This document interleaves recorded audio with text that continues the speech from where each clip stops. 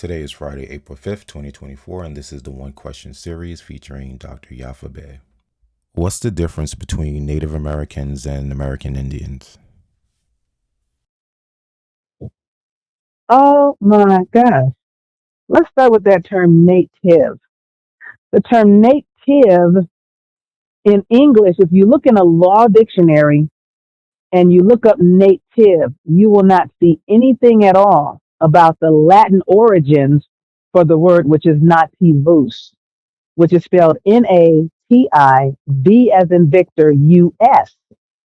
Okay. So after the V, instead of an E, you add US.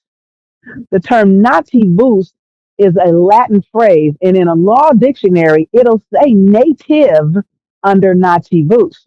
But in that same law dictionary, it will say nothing about nativus under native. The term native is from the Latin phrase or Latin term nativus, which means a villain, Villain. And if you look that up in any decent dictionary, it'll take you to Villain. Nobody wants to be a villain. That's not a good thing. The so called bad guy is the villain.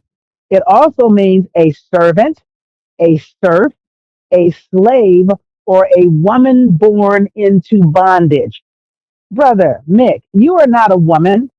Therefore, you are not a native. And you're certainly not a woman born into bondage. Okay? A native is a nativus, which is a servant, a slave, a villain, or a woman born into bondage. Okay? So that is wrong. Now, at one point, a lot of our people were put into bondage here. So back then and at that time, the term native did apply, and it could possibly apply, depending on if you know that what most people don't know, which is if you have a job, you're still a slave, you're still a servant. I'm just saying. But when it comes to this term, at one point it could have applied because we had been subdued, subjugated, and basically enslaved. However, it came to mean anybody born here.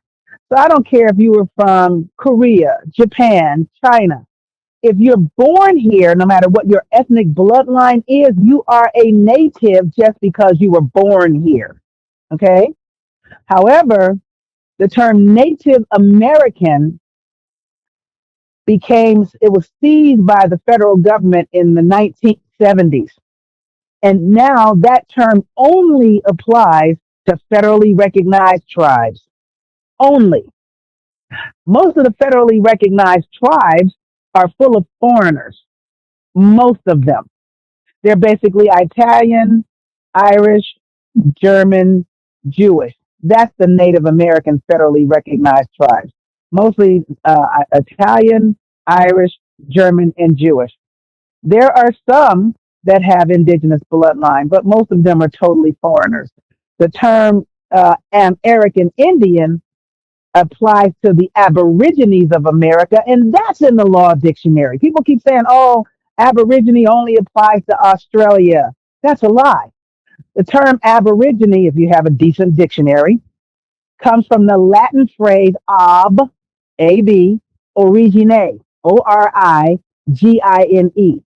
The term ab origine is Latin for from the beginning, from the first, from the origins or the original. Okay, so an American Indian is an Aborigine of America, which is the first people of America. And the first people of America are not the same as a Native American, which is a federally recognized crew. Do not ever claim that unless there's just nothing else that you can put. Then you can put that because you know your people were enslaved way back then, and at which time could have been considered native. But a native is anybody born here. I can be Korean, come here, have my child here. That Korean child is a Native American only because they were born here. Has nothing to do with having a blood tie to the land or soil as an heir of America. American Indians are heirs of America as the Aborigines and the first people to be found here. Even the natives that walked across the Bering Straits walked over here and found us here. I'm just saying.